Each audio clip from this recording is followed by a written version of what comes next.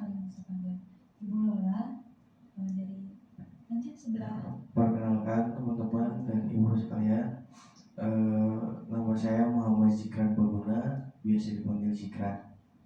Oke, Mbak Zikran.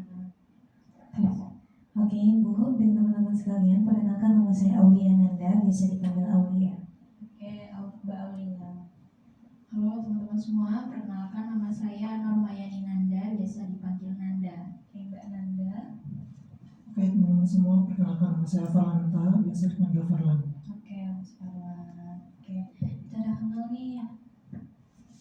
Alhamdulillah kita masih bisa berkumpul pada pagi hari ini.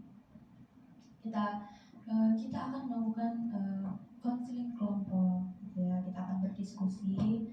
Kalian akan menceritakan masalah kalian, dan nanti kita akan mencari solusinya bersama-sama nih. Sebelum mulai, kita menentukan komitmen kalian sesama. Mungkin dari ibu sendiri nih, kalau ada teman kalian yang lagi bercerita, kalian bisa mendengarkan dengan seksama, bisa fokus dan tidak menghakimi teman kalian. Nah, dari yang lain, ada yang mau menambahkan? Ada Bu. Ada. Nah, nanti sesi konseling kita ini akan berlangsung selama 40 menit.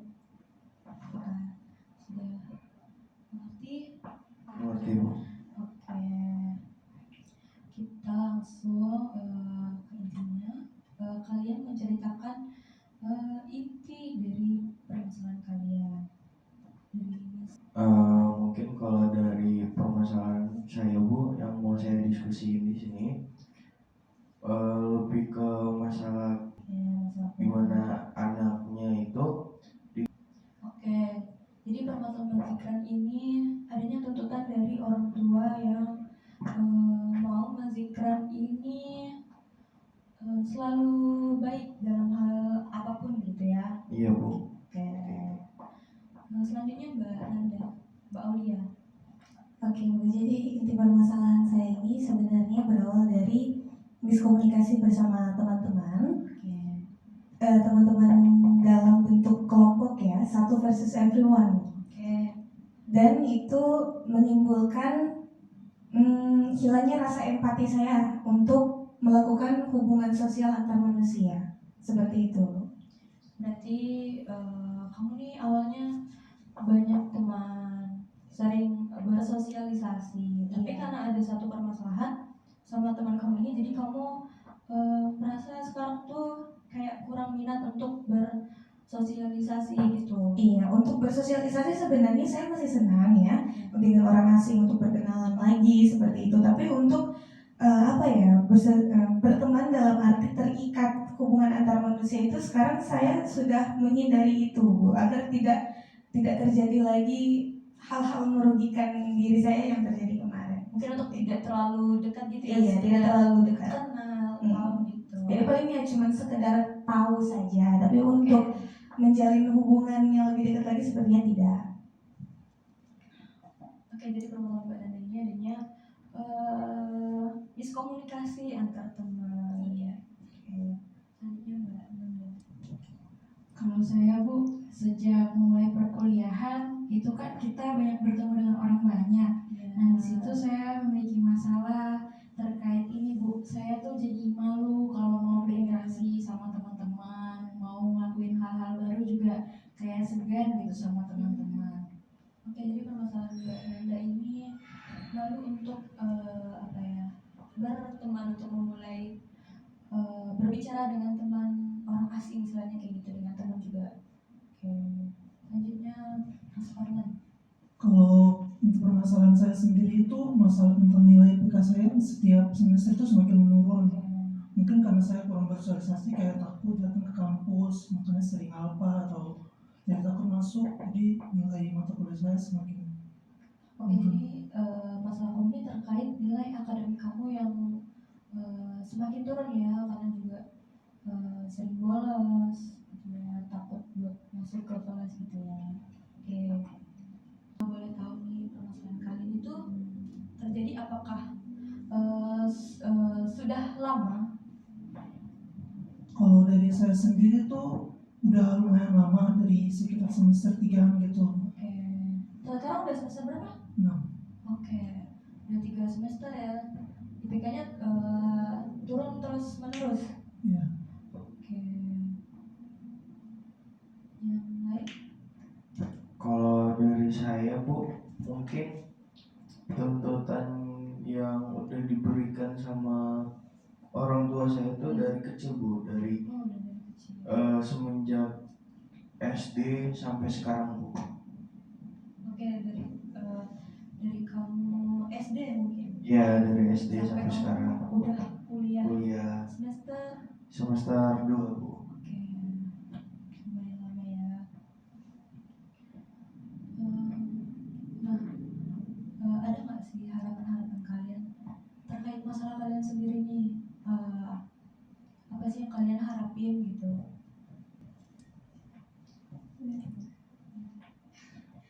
Oke, dari yang saya harapkan dari permasalahan saya ini, kan permasalahan saya ini barusan terjadi sebenarnya ya Bu ya.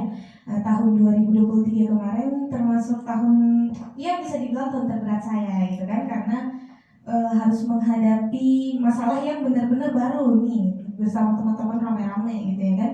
Yang notabene saya ini suka bersosialisasi, suka bareng-bareng terus sama geng-gengan, terus tiba-tiba gara-gara satu miskom ini saya harus terpisah sendiri dari mereka gitu kan. Jadi kamu menarik diri kamu gitu ya?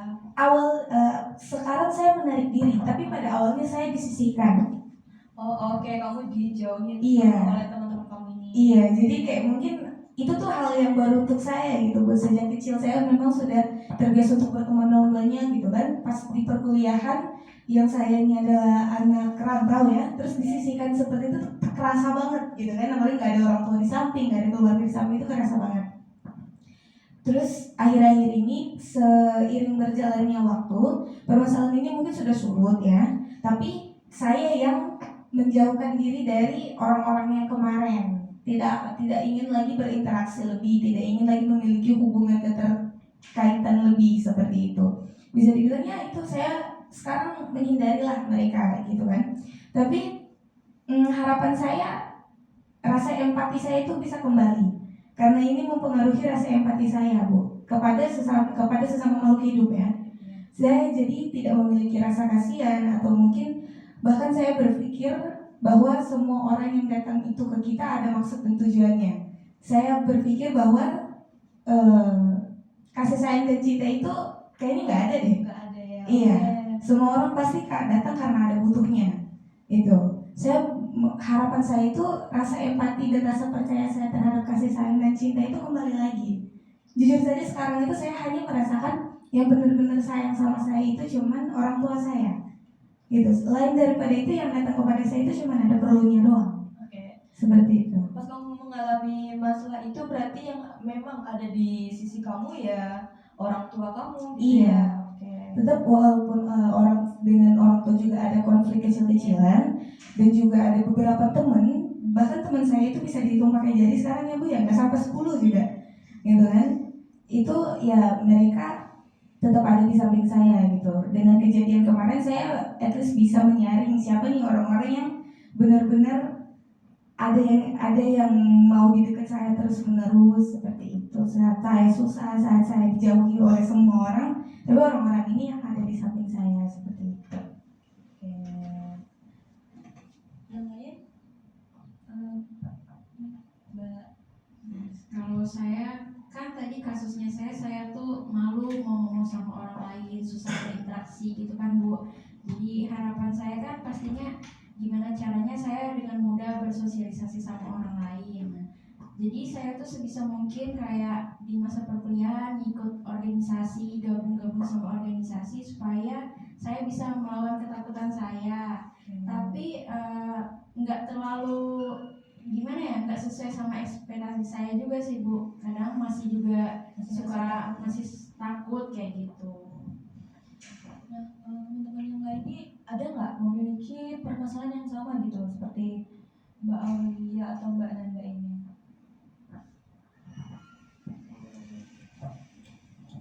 Kalau saya sih maksudnya hampir mirip sama ini, takut dari sosialisasi gitu. Sebenarnya saya kan orangnya kan tertutup banget gitu.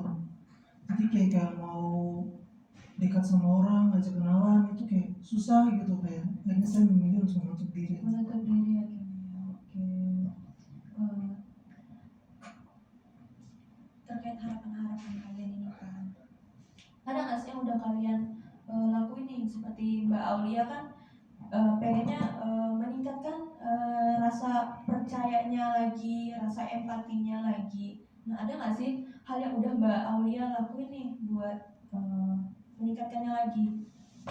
Sebenarnya selama ini ya, selama apa ya, bisa dibilang mati rasanya lah ya terhadap kasih sayang orang lain gitu ke saya berusaha tetap bersosialisasi dengan orang asing. Namun sosialisasi saya ini lebih ke semua halayak masyarakat, lapisan masyarakat. Mungkin pada saat sebelum-sebelumnya saya itu berteman atau bersosialisasi hanya dengan sesama umur, sesama mahasiswa, seumuran lah ya. Jadi emosi yang saya rasakan ya sudah emosi di umur 20-an seperti saya, seperti itu. Namun kalau sekarang tuh tindakan saya itu saya bersosialisasi di semua kalangan masyarakat. Jadi dari mulai anak kecil seumuran saya, lebih dewasa, bahkan yang sudah sepuh sekalipun, saya berusaha untuk berkomunikasi dengan mereka agar saya bisa dari pengalaman-pengalaman orang yang sangat latar belakangnya sangat berbeda kan, mungkin kita bisa mengambil pelajaran ya, dan terketuk hati kita untuk melakukan sesuatu yang lebih baik. Dan itu menurut saya juga udah terasa sih Bu ya, walaupun belum sepenuhnya balik, tapi dengan saya bersosialisasi atau saya bergaul dengan lapisan masyarakat yang lebih luas lagi, itu lebih membuka insight pengetahuan saya dan akhirnya bisa mengetuk hati sih Bu ya, kalau kita melihat dari sudut pandang orang yang berbeda seperti itu. Berarti kamu sudah karena berteman dari berbagai kalangan nih, berarti kamu tahu latar belakang mereka seperti apa, mulai dari pekerjaan, mungkin masalah-masalah mereka juga. Jadi kamu juga bisa meningkatkan rasa empati kamu itu. Berarti dibilang seperti itu, dengan kita mengetahui latar belakang mereka, dengan kita mengetahui apapun yang mereka lakukan ya kan, jadi kita merasa bahwa dunia ini tidak berputar untuk diri kita sendiri seperti itu. Kalau kita juga butuh manusia lain, manusia sebagai makhluk sosial pasti membutuhkan manusia lain untuk bertahan hidup. Nah itu rasa yang alhamdulillah sekarang saya sudah, oh iya ya, saya masih butuh manusia lain selain keluarga saya. Oh iya ya, saya masih butuh pencerahan dari orang lain selain daripada orang tua saya dan teman-teman terdekat saya seperti itu. Mereka juga walaupun mereka datang karena emang ada maunya, ya udah itu urusan masing-masing gitu. Yang bisa saya pelajari adalah berusaha untuk tidak khawatir apa yang tidak bisa saya kendalikan. Yang bisa saya kendalikan kan diri saya sendiri ya. Jadi orang lain itu mau gimana saya tidak peduli. Ya gitu kan. Titik tidak pedulinya itu adalah hal-hal yang tidak bisa saya kendalikan seperti itu. Belajar lebih legowo aja sih Bu. Lebih ikhlas gitu. Oke, apa yang terjadi Ya udah gitu. Terjadi aja gitu. Toh masih bisa hidup ya kan, kayak gitu. Teman-teman saya pergi juga masih bisa hidup saya kayak gitu. Jadi udah sampai di titik tidak peduli lagi dengan mereka kayak gitu. Yang penting mungkin adalah beberapa 1-2 teman, terus ada orang tua juga yang bisa. Iya, 1-2 teman, orang-orang spesial yang buat saya bercerita kayak gitu ya alhamdulillah masih ada. Tapi untuk kayak yang seperti semester awal jalan sini saya udah mengurangi itu. Seperti itu. Lalu permasalahan Mbak Nanda gitu ya. Kamu udah mulai mengikuti organisasi, terus mulai berbicara dengan orang-orang baru gitu ya, tapi tidak ada perubahan, kayak masih aja merasa malu, merasa segan gitu ya. Nah, teman-teman yang lain nih mungkin ada solusi untuk Mbak Nanda selain yang sudah dia lakukan. Kalau dari pandangan saya tentang permasalahannya Mbak Nanda, mungkin apa ya? Kalau dari saya, kalau untuk masalah Mbak Nanda untuk mencari teman yang satu sefrekuensi. Kalau bukan satu sefrekuensi, bisa aja nyari teman itu yang bisa mensupport kita gitu. Kalau dari prinsip saya tuh teman tuh sebenarnya nggak perlu banyak gitu. Tapi gimana caranya kita mencari teman yang bisa mensupport kita di lingkungan itu tersendiri gitu. Jadi itu juga kan udah termasuk interaksi antar manusia juga, udah termasuk bersosialisasi juga ya gitu Bu. Kalau untuk dari pandangan saya tersendiri ya. Oke, jadi menurut Mas Zikran nih Mbak Nanda mungkin lebih bisa mencari teman yang lebih satu frekuensi gitu ya. Jadi kalau satu frekuensi kan mungkin lebih nyaman ya berkomunikasinya, mau gimana juga enak-enak aja karena satu frekuensi gitu. Mungkin Mbak Nanda ada gitu teman yang kayak ngerasa kayak oh satu frekuensi nih gitu. Kalau itu ada sih Bu. Jadi kan sesuai sama kan saya tadi, jadi kan saya berupaya untuk mencari teman. Nah, yang udah dikatain Mas Zikran juga kan. Terus kan saya emang tipe orangnya yang suka traveling juga kan. Jadi saya tuh berusaha cari teman dan di bidang itu juga. Contohnya saya mengikuti kegiatan Mapala karena yang saya tahu kan Mapala mungkin bisa membuka interaksi sosial lebih luas. Jadi nggak cuma di lingkup kampus ya gitu kan. Jadi saya coba masuk ke sana dan beberapa sesuai sama tipe saya, teman-temannya, dan juga sejalan aja. Tapi mungkin nggak langsung dekat gitu ya. Jadi kayak ya masih ada lah rasa ragu-ragunya buat berteman, buat bersosialisasi kayak gitu. Tetap masih belum ngerasa mau mendekatkan diri gitu. Ya, mungkin karena dari dirinya sendiri sih Bu.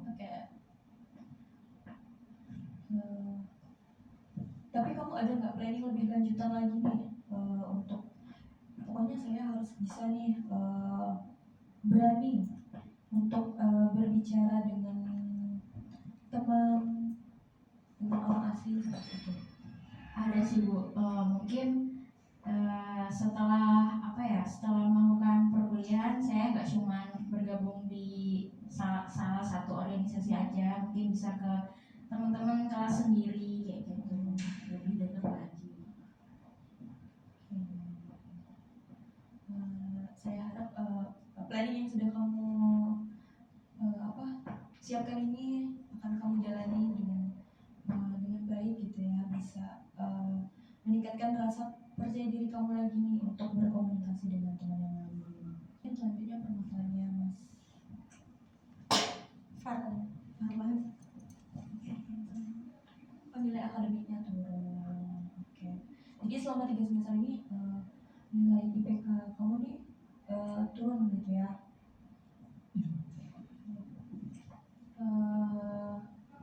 Alasan yang spesifik nih kayak kenapa sih kamu jadi bolos gitu? Karena kan tadi kamu cerita juga kamu akhirnya bolos gitu ya. Terus dengan teman kelas kamu juga bagaimana berinteraksinya? Kalau kayak gitu tuh karena emang saya tipikalnya emang jarang ada teman gitu kan, jadi kayak saya pun juga butuh seorang yang bisa support saya supaya saya lebih sering masuk kelas gitu. Cuman sejauh ini tuh saya belum pernah nemu yang kayak gitu. Oke, jadi ketemu teman yang benar-benar yang kayak bisa support kamu lah ya di saat kayak misalnya titik terendah kamu gitu ya. Ada nggak sih yang kamu lakuin untuk ningkatin nih nilai kamu gitu biar naik lagi? Kalau untuk sekarang ini sedang usaha untuk meningkatkan lagi, sering-sering masuk kelas, walaupun memang nggak ada teman yang itu. Cuman ya kayak setiap masuk kelas tuh kayak rasanya kayak agak kurang aja. Jadi kamu di kelas sendirian gitu ya, tidak masuk dalam misalnya circle kelompok gitu ya, jadi kamu sendiri aja. Ya, soalnya kebanyakan kan udah punya teman sendiri. Oke, oh iya, misalkan orang-orang tuh kan pasti bersirkel gitu ya istilahnya ya, kayak ada kelompoknya sendiri. Nah dari teman-teman ada nggak nih solusi lah yang bisa diberikan untuk Mas Farlan ini biar kayak bisa naikin nilai akademiknya gitu. Oke, izin nih ya Mas Farhan ya. Jadi kan kita sama-sama semester 6 lah ya. Jadi dimana semester 6 ini kita udah acak nih kan teman-temannya ya, teman-temannya tuh udah pada baru lagi. Jadi kayak udah mulai males untuk berkenalan lagi lah dengan orang baru istilahnya ya kan. Tapi tadi dari permasalahan yang Mas Farhan katakan, yang saya dengar adalah Mas Farhan belum menemukan teman yang sekiranya bisa menjadi support system di saat pembelajaran berlangsung. Iya, seperti itu ya Mas Farhan ya? Oke, solusi atau pandangan saya adalah jangan menggantungkan sesuatu pada seseorang. Tanamkan mindset bahwa kita di dunia ini semuanya sendiri. Kayak gitu, kalau kita menggantungkan harapan kita kepada orang, ujung-ujungnya bakal kecewa. Nggak akan dapet apa yang definisi rasa bahagia itu nggak akan dapet seperti itu. Jadi mungkin bagus seperti yang usaha tadi Mas Farlan telah katakan bahwa tetap masuk aja kelas walaupun mungkin sampai di kelas moodnya hancur atau gimana karena nggak ada semangat gitu. Just keep doing kayak gitu, tetap aja masuk kelas, tetap aja belajar gitu, belajar dengan giat, dan itu jangan menggantungkan sesuatu itu terhadap orang lain gitu. Kalau semangat kita ya udah kita tanamkan, semangatin diri kita sendiri aja seperti itu. Mungkin tiap pagi afirmasi positif kayak gitu-gitu, itu work sih di saya. Dari pengalaman saya kemarin tuh juga menambahkan pelajaran bahwa ya itu jangan menggantungkan apapun kepada orang lain. Kalau pengen bahagia ya udah bahagiain diri sendiri seperti itu. Pembelajaran dari kisah kamu yang tahun lalu itu ya, masalah kamu. Iya. Kamu juga belajar nih kayak nggak menggantungkan harapan sama orang lain. Pasti kecewa kan kalau mengharap ke manusia itu pasti kita kecewa karena mungkin nggak sesuai apa yang kita mau, yang kita ekspektasikan lah ya Bu ya. Udah. Oke, terima kasih Mbak Aulia. Mas Farlan gimana setelah mendengar pendapat dari Mbak Aulia nih, mungkin bisa tuh melakukan afirmasi positif ya ke diri sendiri. Yang paling penting itu sih afirmasi positif untuk diri sendiri dulu gitu. Setiap bangun pagi, setiap mau masuk kelas gitu. Selanjutnya permasalahan kan nih adanya tuntutan orang tua. Apakah kamu sudah berbicara dengan orang tua kamu nih terkait hal tersebut? Kalau kamu tuh mungkin lebih senangnya di non akademik daripada akademik. Ya, untuk berbicara sama orang tua saya mungkin udah ya Bu ya. Cuman ya saya juga nggak bisa ngelawan juga untuk apa yang menjadi kemauan dari orang tua saya gitu. Jadi pandangan saya tuh apa yang orang tua itu mau, mungkin itu yang mereka pikirin, itu yang mereka pikirin yang terbaik gitu untuk anaknya. Jadi ya udah saya ikutin aja apa yang kemauan dari orang tua saya. Jadi apa yang menurut saya baik dari kemauan orang tua saya itu ya udah saya ikuti. Saya kubur juga mimpi-mimpi saya yang awalnya itu saya senang, saya kubur gitu mungkin di bidang olahraga ya lebih tepatnya. Sekarang tuh saya udah nguburin mimpi saya yang di bagian olahraga, jadi saya lebih melanjutkan ke bidang akademik untuk sekarang. Oke, apakah orang tua kamu melarang kamu nih untuk melakukan olahraga yang kamu sukai?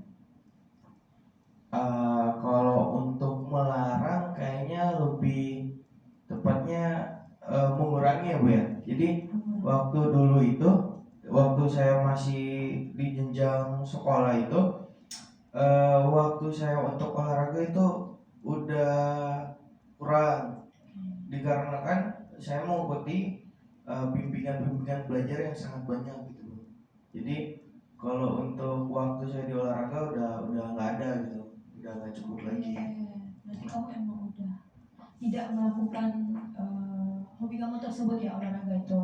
Ya untuk melakukan ada, tapi jarang, nggak sering. Pendapat kalian tentang permasalahan yang dialami Mas Fikran? Kalau saya mungkin berpendapat sama Mas Dika, kita nggak bisa nyalahin orang tua juga sih sebenarnya, karena orang tua kan hidup di zamannya dan belum tentu tahu dengan perkembangan zaman sekarang ya kan. Mungkin Mas Dika nggak perlu membatasi atau tidak melakukan lagi kegiatan non akademik tersebut, tapi Mas Dika bisa memperkenalkan itu, justru lebih memperkenalkan itu ke orang tua, kayak semisal Mas Zikran memperkenalkan Mas Zikran sukanya ini karena tujuannya ini dan manfaatnya seperti ini, dan juga Mas Zikran sendiri tetap harus mengimbangi apa yang diinginkan sama orang tuanya, jadi kayak balance aja gitu. Oke, ada pendapat nih dari Mbak Nanda. Mungkin Mas Zikran bisa nih istilahnya ngasih tahu ke orang tua kayak apa sih kesukaan musikan, tujuannya tuh buat ini, manfaatnya ini, dan Mas Zikran juga bisa menjelaskan kalau Mas Zikran bakal tetap imbang nih antara non akademik dan non akademiknya. Jadi mungkin agak lebih terbuka orang pemikiran orang tuanya ya, gitu. Bagaimana Mas Zikran?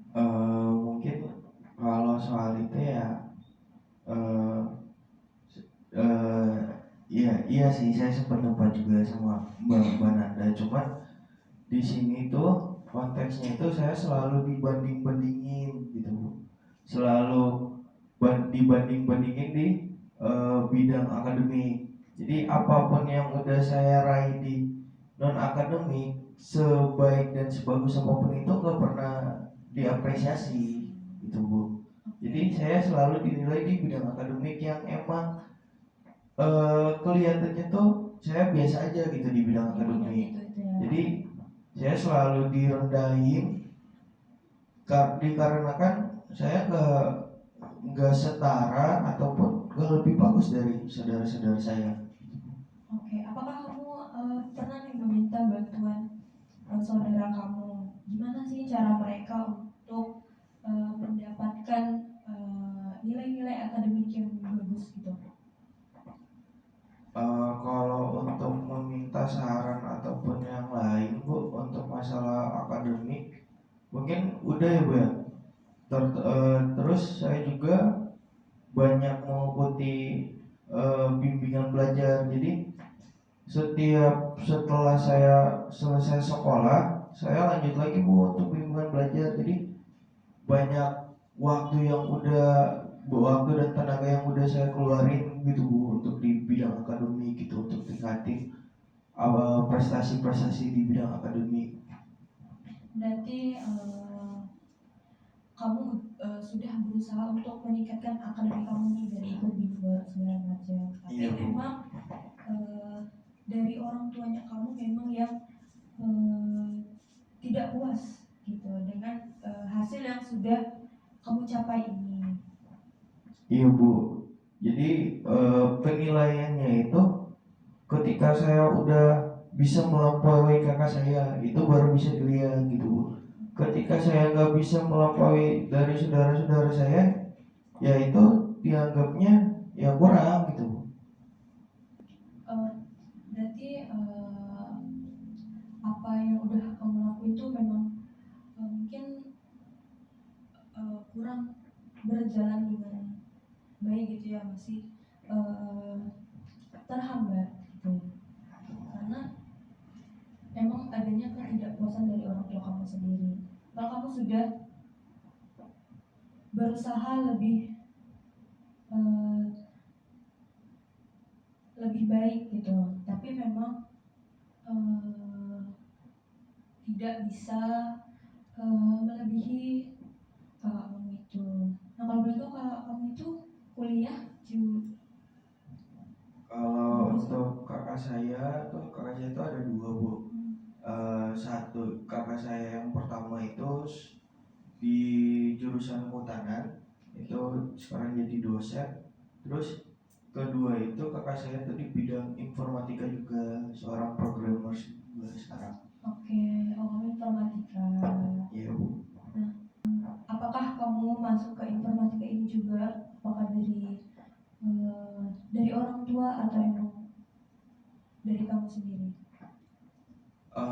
Kalau untuk berkuliah sekarang, Bu, ini untuk perkuliahan sekarang itu bukan kemauan saya sebenarnya, Bu.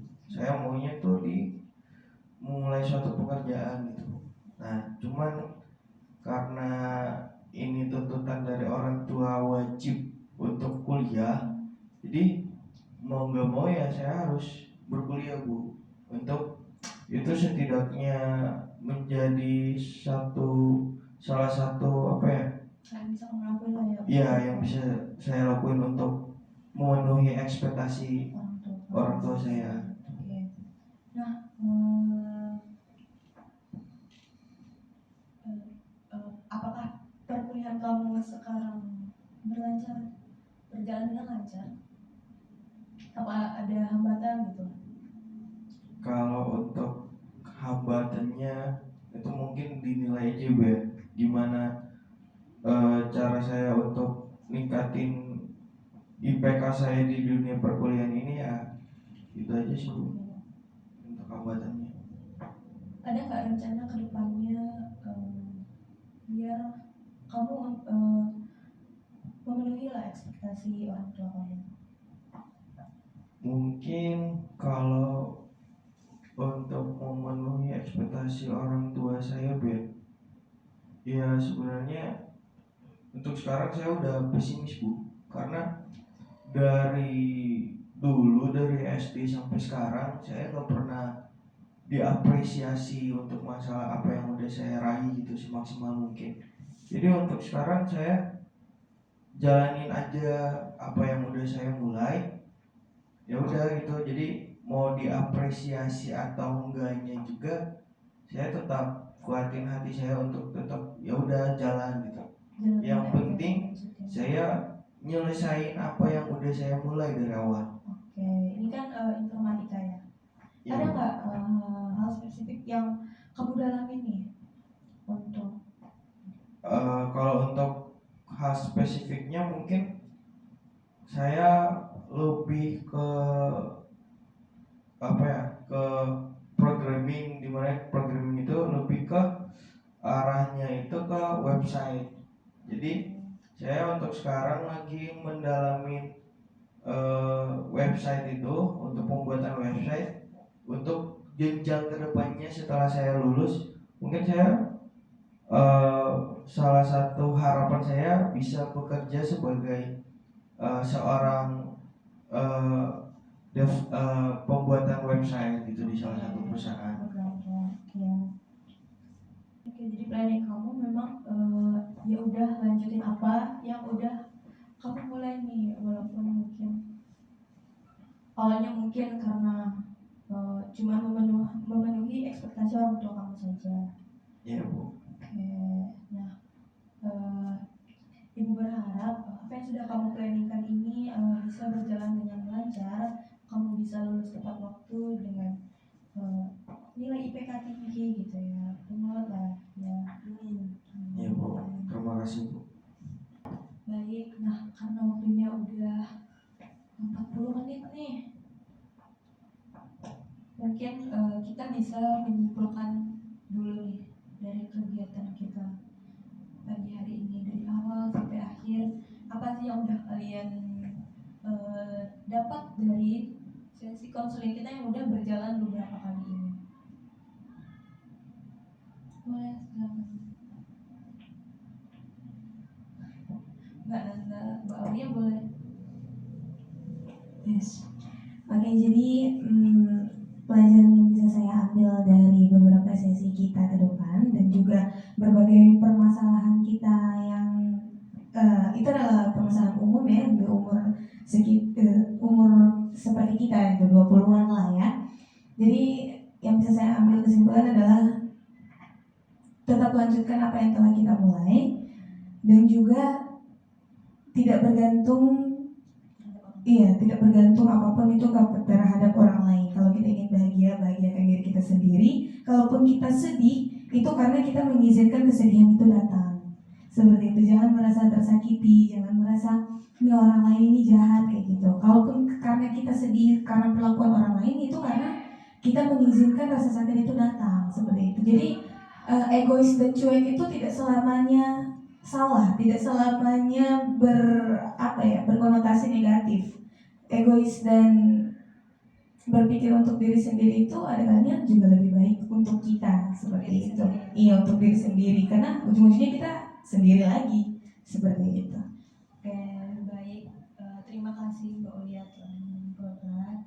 Nah, saya juga mau nanyain kesan kalian, pesan juga kalian dalam mengikuti konseling ini. Ada yang mau Mas Fikran boleh? Kesan saya di diskusi kali ini mungkin kita dapat banyak pelajaran gitu ya.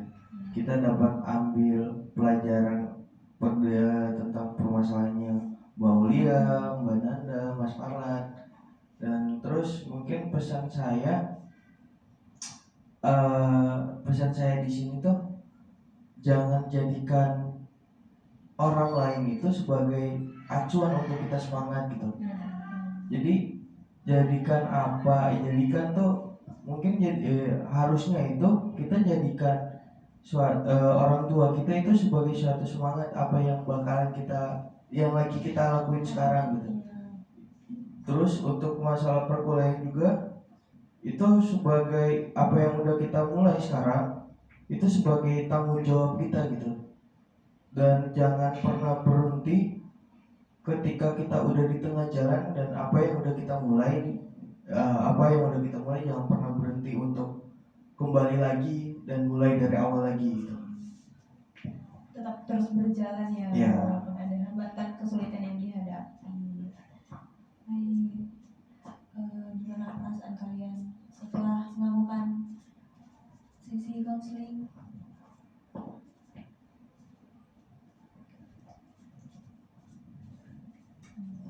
Kalau saya jadinya lega sih Bu, bisa mengutarakan apa yang udah saya alami selama ini dan juga jadinya senang karena dapat solusi juga dari teman-teman semua. Mas Farlan? Ya, selebihnya sama kayak gitu bisa nemu solusinya di sini sekarang masalah yang saya hadapi. Baik. Nah, sebelum mengakhiri, Ibu ingin ucapkan terima kasih nih kalian telah hadir hari ini. Terus apapun planning yang udah kalian rencana kalian yang udah kalian bicarain, semoga berjalan dengan lancar dan baik gitu. Kalian bisa lulus tepat waktu, nilai akademiknya juga bagus gitu ya. Baik. Ibu, kita akhiri sesi ini dengan membaca hamdalah. Alhamdulillah. Terima kasih. Wassalamualaikum warahmatullahi wabarakatuh. Waalaikumsalam.